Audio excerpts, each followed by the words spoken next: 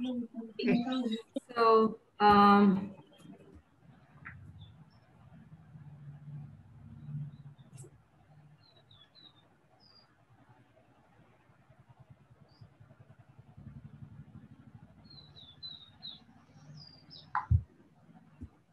very good morning to all of you. I'd like to start this interactive session by just introducing a very special guest we have with us, Dr. Neeta Verma. She is the Director General of the National Informatics Center. In fact, if you recall, we had another exceptional speaker from National Informatics Center on the inaugural, right after the inaugural session, Dr. Ratnaboli Linda as well. But we are so fortunate to have with us the first women appointed Director General of NIC in its history, Dr. Neeta Verma. So a brief biography about her. She actually has had a career spanning over 3.5 decades, and she has been instrumental in implementing the high impact digital initiatives across the country. In her current role as the Director General, she is spearheading the digital transformation agenda of the government through development of digital platforms for various initiatives of the government in different sectors of development. She's also ensuring a mobile-first strategy by focusing on delivering government services through mobile phones and ICT solutions built by the National Informatics Center. She's been an active proponent of leading citizen engagement through technology at various levels of governance. She was instrumental in setting up the technology platform for MyGov, which is the citizen engagement crowdsourcing platform. Engaging over 14 million citizens. She brings extensive expertise and experience in the field of open data and has led the launch of Open Data Platform to release government data in open for public good. She has also been instrumental in formulating Government Open Data License, GODL. During the early years of her career, she provided consulting services to various governmental departments in India and abroad in establishing their web presence. Under her leadership, NIC established the national data centers at various locations in the country and later launched the first national cloud for government in 2014 to provide the state-of-the-art ICT infrastructure on demand to government departments for delivery of citizen services. Ma'am, I think you're heading an institution that is, you could say, the bloodline of our country. A very, very warm welcome to you. I'd also like to introduce another very, very special guest, Ms. Sundari Nanda. She is the Chief Vigilance Officer and Special Officer Vigilance for Delhi Police. She has served with Police Force of Delhi, Goa, and Arunachal Pradesh. She has been under the deputation under the Central Bureau of Investigation for 7 years and also served as the Commandant in 2nd Battalion of Arunachal Armed Police, deployed along the terrorist-infested border of Assam. She's established a cybercrime investigation cell of CBI in the year 2000, which was the first in India. As the Director Commission of Police of the Delhi Police for a short stint in 1995, she registered the first case of incest in India as part of the crime against women, which brought this hitherto cupboard issue into the open. As the Secretary of the Delhi Police Recruitment Board during 1997, she was also the first to completely computerize and digitize their recruitment processes. We are having two big leaders, women leaders from the country joining us today. As a first question, I would like to request both of you to just share a little bit of your journey as a woman, stepping up and crossing several barriers to what you have become today. And this being a central theme of this conference, we would love to hear both of your thoughts on this before we move on to more technical aspects. Neeta ji? Thank you, Krishna Shri. Am I audible? Yes, you are. Good morning, Madam Sundari Nanda and Ratna and everyone else who's connected online. It's indeed a pleasure talking to you early this morning. You know, in the last few years, we have witnessed a true revolution of mobile and broadband connectivity in our country. And as a result, we have seen digital transformation across all segments, be it government, be it industry, be it civil society, be it academia, be it research. The very fact of easy and affordable access to internet, to connectivity has really opened up so many different models and so many different opportunities. And with this, we have also seen a tsunami of mobile apps. Today, you just think of anything and you have a mobile app solution to this. I mean, if you think back, each one of us are using on an average 8 to 10 mobile apps on a conservative number every day. So that's a kind of art touch base with the digital world. And during COVID, among all adversities, the one thing which has become at the core is technology. In fact, technology has been a lifeline for us, whether it is our communication or whether it is our education, health. It has been which has been enabling us of commerce. It's been actually enabling us to continue during these unprecedented times.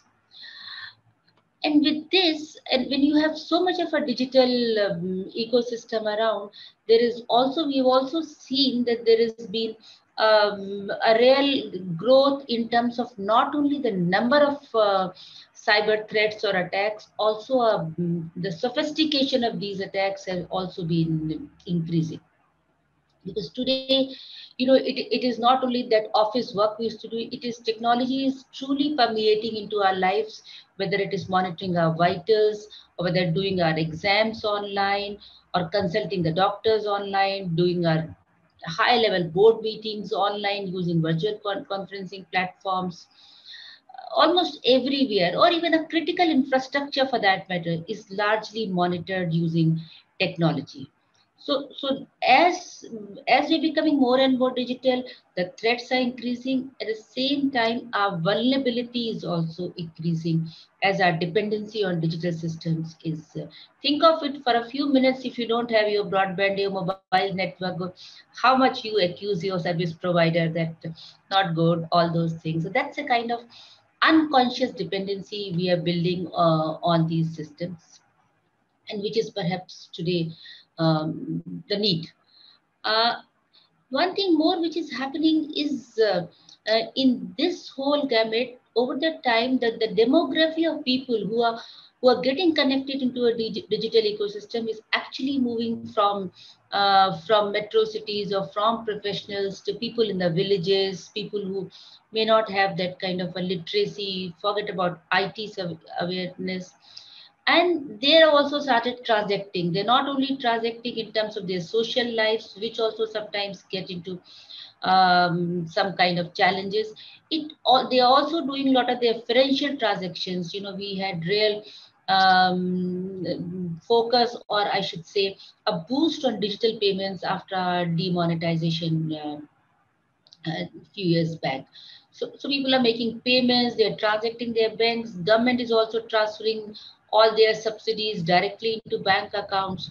So it's not only the kind of cyber threats which were generally just defacement, which is today has become a very, very low level of thing. Today, the attacks are so sophisticated that they can really have a far-fetching impact. It can make organization attacks like ransomware can make organization lose billions of dollars. It can bring critical infrastructure like hospitals, railways, or anything you talk in our nuclear plants. It can bring anything to standstill. I mean, and it's becoming so sophisticated, it can make these devices malfunction. So so cybersecurity is really a huge challenge, and we in the government and in country have lot of such institutions which are working very, very hard, including police, which has a very important role, where we are fortunate to have madam here today to really help us overcome these challenges. but at the end, if you look at it, it is actually a collaborative effort, whether it is digital payments, whether it is social interaction, as much as the service provider has to be really taking care that it provides you a safe environment. As much of an onus is on you also, that you don't click on those phishing links and go to those sites which are kind of malware infected sites and all. So today, if you look at it, the onus is on everybody who's into digital business, whether it is digital services, people building digital products, or people providing digital infrastructure, as well as people who are consuming digital service. Everybody has to be. And so the security and the cyber security becomes as much of a core strategy of an institution as much as the digital is their strategy. But unfortunately, so the demand for cybersecurity professionals is really increased over the last few years. But unfortunately, we do not have that many skilled professionals even today. There is a huge gap. And this is not a story of India, this is a story worldwide. There's a lot of opportunity as far as this domain is concerned. And another thing which has been time and again highlighted is that the representation of women is far less in cybersecurity. It is less as far as technology domain is concerned, and it becomes further less when you come to cybersecurity. And I think I will really use this platform to request all of you to really choose this profession. This is a very exciting profession and gives you a lot of opportunity. I know many of you may know that the participation in women in cybersecurity date back to World War, where some young girls were once kind of recruited to do that security intelligence during war times. And you may have noticed that these girls had not only come from the STEM background, they had the language, they had all other aspects of background. So cybersecurity has also become quite multi-dimensional that way too, because it's not only technology, there are a lot of other aspects to it.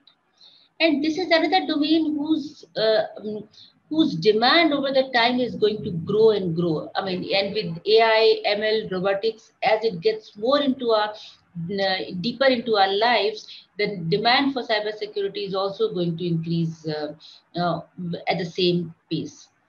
And there is a lot of and why should I say that you should take cybersecurity? There is a lot of talk in government, as well as though government is much better off, as well as in corporates, to have a gender diversity in the organization. And I think this is something which is very much needed in cybersecurity also, because cybersecurity making a system secure is not only an aspect of technology, it needs multiple perspectives to be really working out a comprehensive strategy to make organization or an entity safe. And the kind of works you have in cybersecurity, normally a perception is there that cybersecurity, like national security, is something which needs you 24/7 jobs. It may need odd hours and all, which is not true. Because if you look at cybersecurity, it has so many aspects. Right from we still need hardcore research to be done in cybersecurity. We need to build a lot of algorithms to do. We need to develop tools. We need to build AI models into it for monitoring the. Then there is a role of monitoring the ICT infrastructure, doing in surveillance. How do you bring in proactive surveillance or intelligent surveillance into it? There is a whole domain of audits and compliance, because today, whether it's a banking industry or a government or other corporates, the demand for these security measures, cyber security measures, and their kind of standards and specifications through which you have to regularly undergo audits, that's another domain. Then the domain of police, where you need to investigate the cyber crimes happen. How do you take measures in terms of prevention of these crimes? Then also going forward, how do you create education and our awareness among users, particularly among masses, that how do they trend themselves safely when they are into a digital domain? And then again, public policy, we also need to make a lot of changes into policies, into our IT acts, to be able to effectively investigate and conclude or punish the people who are involved about it as far as cyber crime is concerned. And if you look at the numbers which has been shown worldwide in India, they're really scaring. They're not only really impacting people in their day-to-day lives, they're actually sometimes impacting the economy of the country when it comes to this. And if it comes to critical infrastructure attacks, it just takes a different dimension altogether. So in nutshell, I'm only trying to tell all of you that cybersecurity is a very, very multi-dimensional field. It gives you a lot of opportunity, and you could have a profession which is completely research oriented, which is completely software oriented, and it really excites you. You could have a profession like police, or a profession where you're doing a lot of intelligence surveillances to prevent, because the objective is how do you really prevent these kind of attacks from happening, and there's a lot of exciting roles into it. And in fact, if you go forward, it is not only protecting your organization, protecting yourself, or protecting your society. In going forwards, even the the wars within the country will have a very huge component of cyber wars. And so you also have an opportunity to work for a national security organizations if you do the cyber domains, because that will again have a very huge component, and as far as national security is concerned. So thank you very much, and it has been pleasure talking to you. I think we'll continue our dialogue, but my appeal to all the young girls connected here: this is a very exciting profession. It always have a lot of exciting things to do. So please do choose it, and we really need a lot of women in cybersecurity to really give a very comprehensive approach to defend wherever we are, our organizations or society or country as a whole. Thank you. Yes, ma'am, you're quite a role model actually for women to really pursue technology and also achieve excellence. Please stay on, ma'am, because we will have a discussion. I'd like to really switch over to Sundari Nanda ji to share her life and her experiences as a woman being a police officer. Now, how many of us know women as police officers? There's a very, very, very small number out there, and she has been pretty much all her life doing this day in and day out and fighting crime. And we would love to hear from you, your experiences being a woman and fighting crime. Hello. Yeah, am I audible? Yes, very much. Yeah. A very good morning or a very good evening to all the 207 participants, I think, who are logged in now.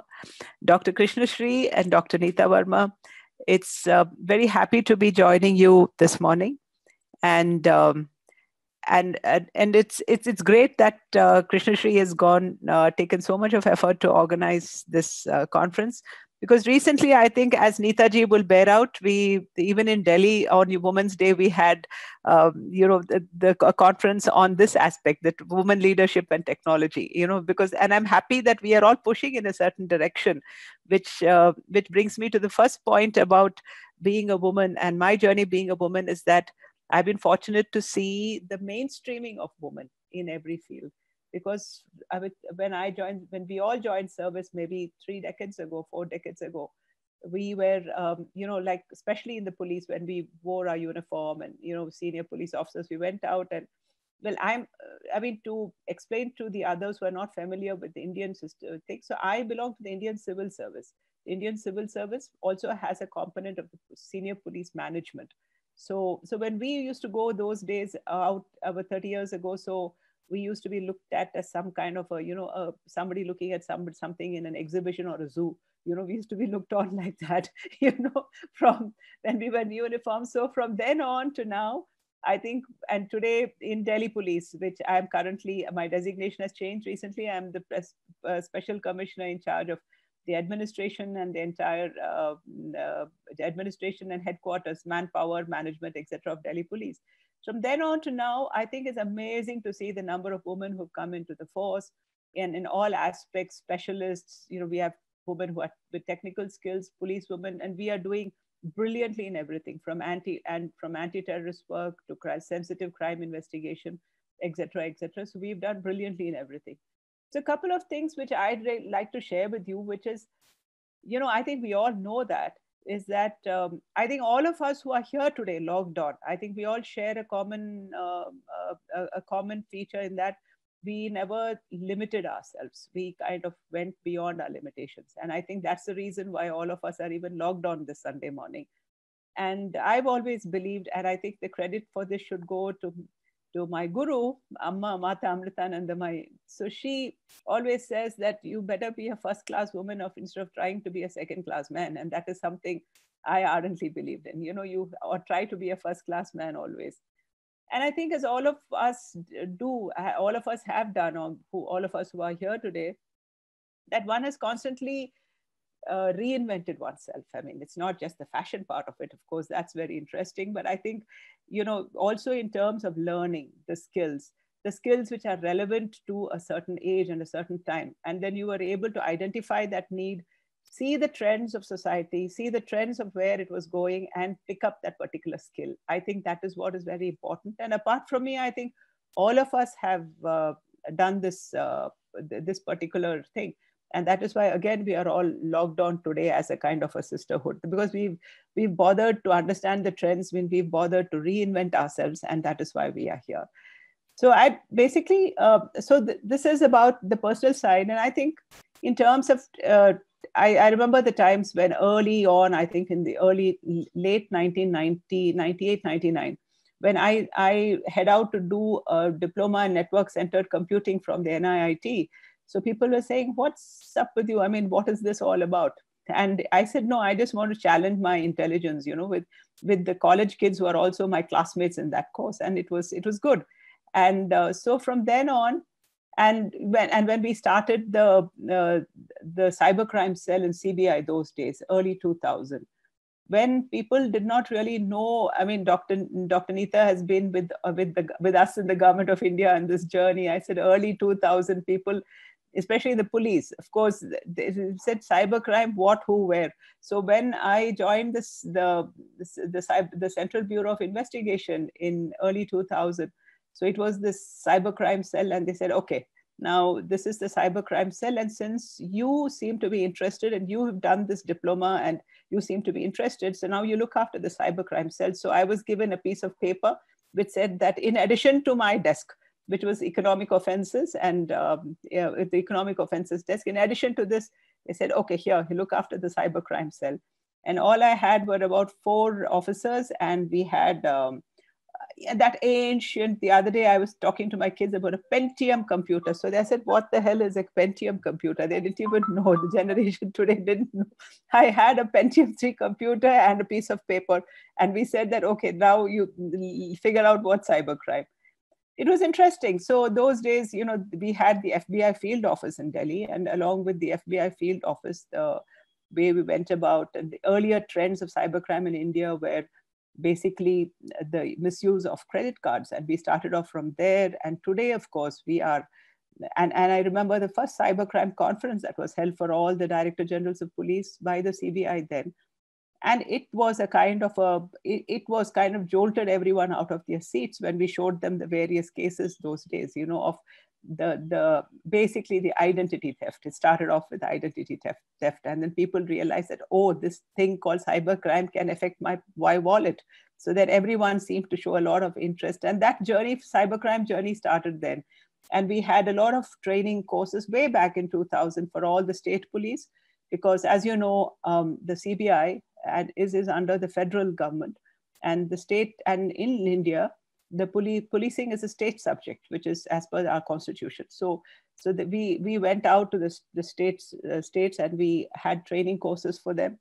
Yeah, it's been a very, very interesting journey. And today we are, of course, I think we have come a long, long, long way. And you would have heard my colleague Anyesh the other day, who heads the Delhi Police, Anyesh Roy, the DCP, Delhi Police cybercrime unit. And we've come a very long way. But the thing is that we still have a very long way to go. And for that, I think, as I fully agree with what Dr. Neeta said, we need more and more women coming onto STEM, and more women, evincing interest in science, and especially so in cybercrime, because this is something which is majorly affecting all our lives, and especially so as women, as mothers, from the social, it's really started affecting our lives, whether we are looking about, children, internet addiction in children. And that is an issue which even somebody like Amma has flagged time and again, internet addiction in children, and an addiction of various other kinds through the internet among children and among family members also. Being in law enforcement, I know that a lot of even marriages are failing because of pornography addiction on the internet, things like that. So there are a lot of issues which are really touching our lives, for which the medium is the cyber world. So with that, and also remember the earlier cases. I remember there was this kid in Pondicherry who launched a DOS attack on a company in the United Kingdom, and then we got this reference through the embassy, through our embassy. And so they lodged a complaint. And then those days, when it was still, we could trace the IP with great clarity. Nowadays, even that's very confusing. But, when we did that, we landed up at the house of a doctor in Pondicherry. And that was his 14-year-old. And the mother and the father were very happy, saying that they got him a computer and they thought that he was studying on the computer. But what this kid was doing is his experimentation went into denying a big company in the UK of their services. And so we had to he was a juvenile, so we had to deal with him that way. And so this is a kind of an issue, these are issues which we have to look at. Another issue which I like to flag, which is because in terms of raising awareness, is also the fact that there was this kid in Hyderabad who had, online, that online, when you see that little button, I agree, it seems very nice. So he developed a program for a US company online, and he was in school. And he very sweetly, very easily, he said, they sent him a thing, and they seemed to like what he developed for them. So he just said, I agree, press that. And then 2 years down the line, this kid went into college, and then he had this program developed, and then he used it again. I think he sold it to a company, and then lo and behold, there was a complaint against him, saying that, he has committed a criminal breach of trust. He signed this contract with us, and little did this kid realize what kind of a contract he was signing when he clicked that I agree button online when he was talking to his US company. So there are a lot of, and that US company knew very well that they were talking to a kid, but nevertheless, these are the kind of issues that are there, and many of them are being reported, many of them aren't being reported. And these are the kind of issues we have to address online. So with that, I think we'll get on to the interaction. Thanks, Etan. Yes. It's great being with all of you. Yes, yeah. I think the key takeaway, at least I can take from what you have mentioned, or Geetavi has mentioned, is that the cyber world is really very complex. And as attendees of this conference, I think we should really commit ourselves to be able to explore pathways and solutions to some of these problems that really hurt the most vulnerable amongst us. So it has been a message that has come time and again, and Neetaji touched on the potential for a cyber pandemic, when a lot of infrastructure, a lot of services could completely come to a standstill. And what is it that we can do at that point of time? We absolutely won't be able to do much unless we prepare now.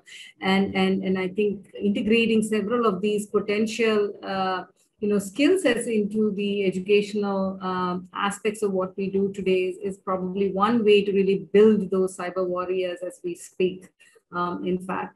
So I just wanted to switch a little bit, Neetaji. I saw this latest, news about how NIC is at least supporting GitHub, in looking at open source in a large way. Now, there is both pros and cons about that, and I just wanted to get your thoughts about it.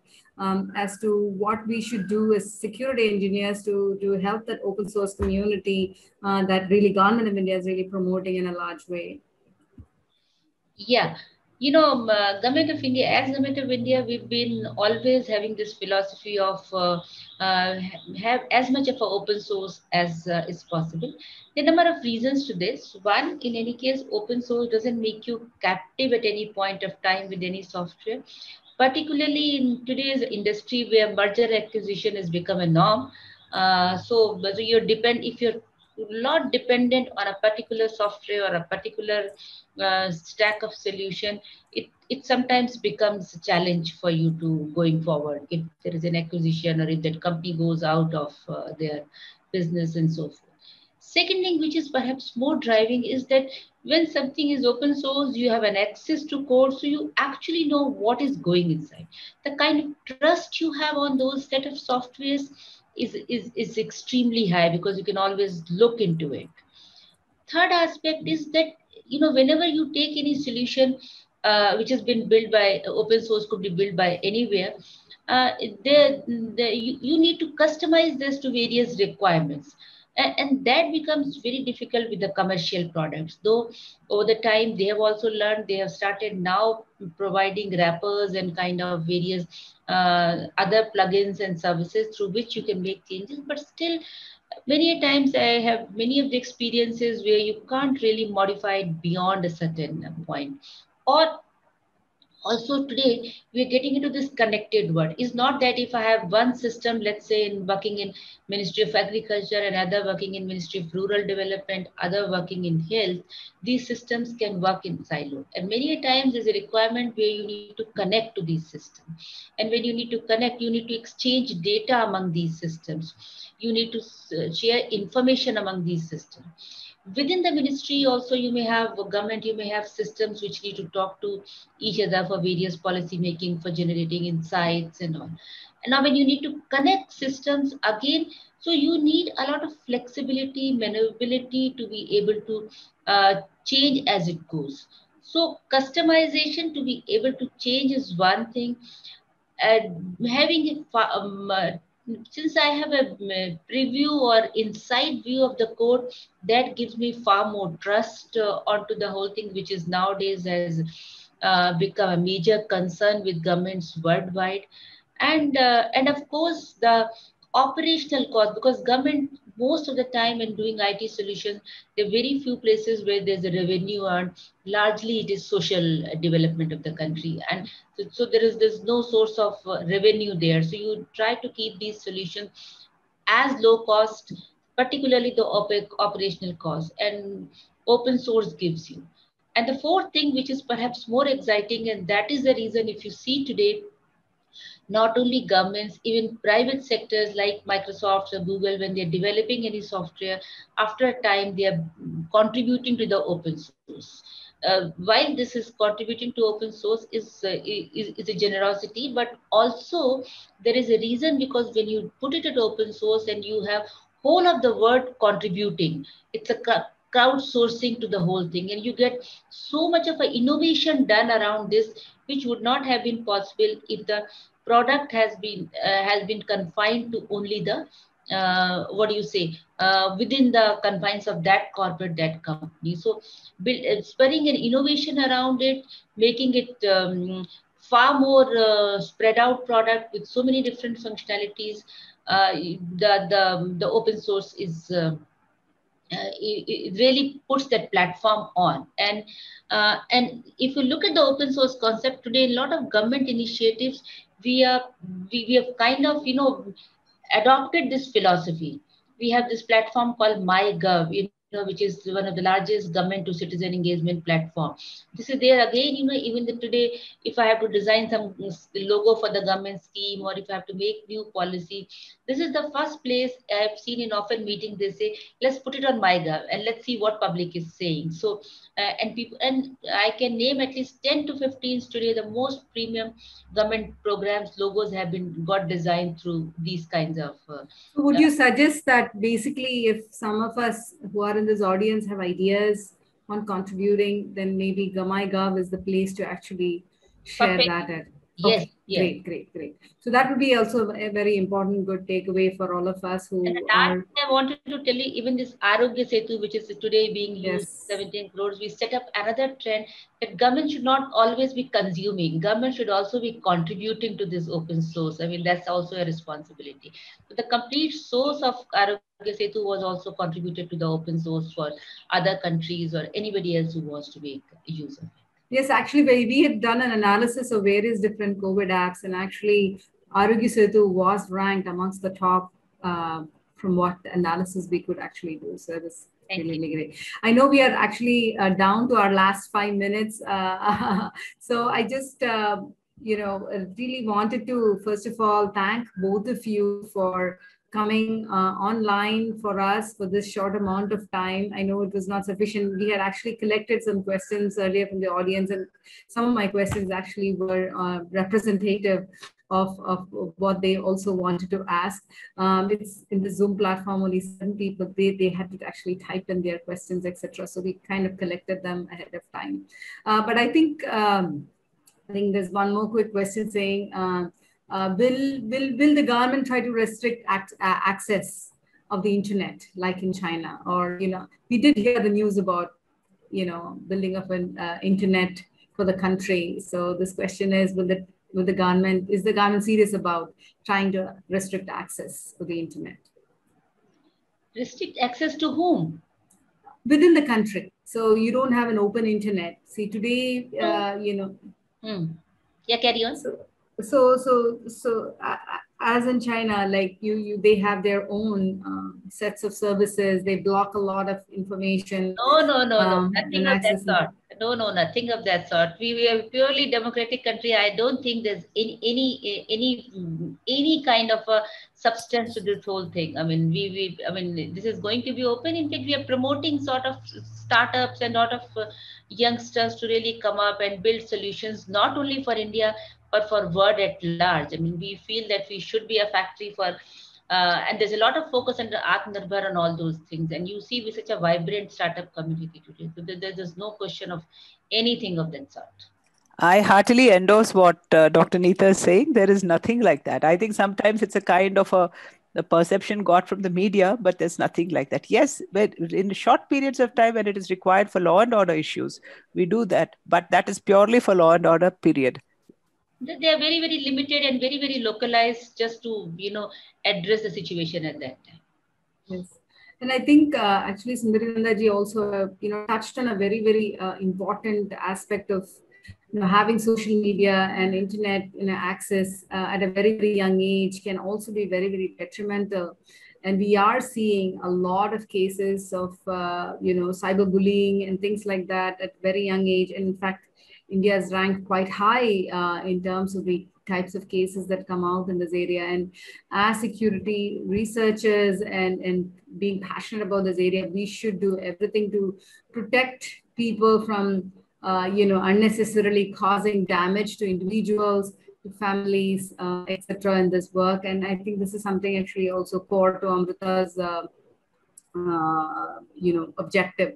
I think the Team Shakti, I mean, when I say Team Shakti, I don't mean just those that have actually organized this conference. I invite everybody in the audience who would love to be part of this team to really chalk out an objective and a plan to be able to contribute in secure ways to be able to develop this country and pretty much provide solutions to worldwide challenges in security, especially affecting young people, because Team Shakti is actually a group of very young women. And I think them standing up for women, which is kind of the core theme of this conference, can be made true in addition to actually bringing together stalwarts like both of you to share your experiences. With that, I would really like to thank both of you. Yes, please. Can I say something? Just to just take another 2 minutes. And I think in this kind of an audience, I'd like to really flag an issue which has been really kind of, it's been bothering all of us quite a bit, especially so me. That is, we have allowed, with the internet and etc., we have allowed the availability of information, massive amounts of information to society, especially to kids. Now, what I find is like in the initial stages of globalization, the various aspects of globalization, did affect social life, it did affect crime, it did affect social life, etc. So now with this massive amounts of information, I find that we should really start looking at it and help children, use that information, filter that information. I mean, I'm just talking as it comes. I mean, kind of catalog that information, because I find that information is confusing them a lot. That it's confusing them a lot. So I think this is one area where Krishna Shri, we really have to work with schools and colleges, because this is the future generation. And many of them, it leaves them with a crazy sense of ego that I know everything because it is online and I don't have to listen to it. So that is one issue. The second thing is there's too many choices online. It confuses them. And then it contributes to their mental health issues also, this, because there's too much of information getting into your head. I mean, so I think this is a very serious issue, and we need to really work on this. Thank you Wonderful. so much. Definitely. Yeah. We will definitely do that. I think we will definitely take that as a potential suggestion for from this discussion. Thank you so much again. And we really hope we will have more sessions from both of you. Your experiences are very, very valuable to share with this generation. And thank you again. Thank you. Thank you so much. Thank you so much. Thank you. Have a wonderful day. You too.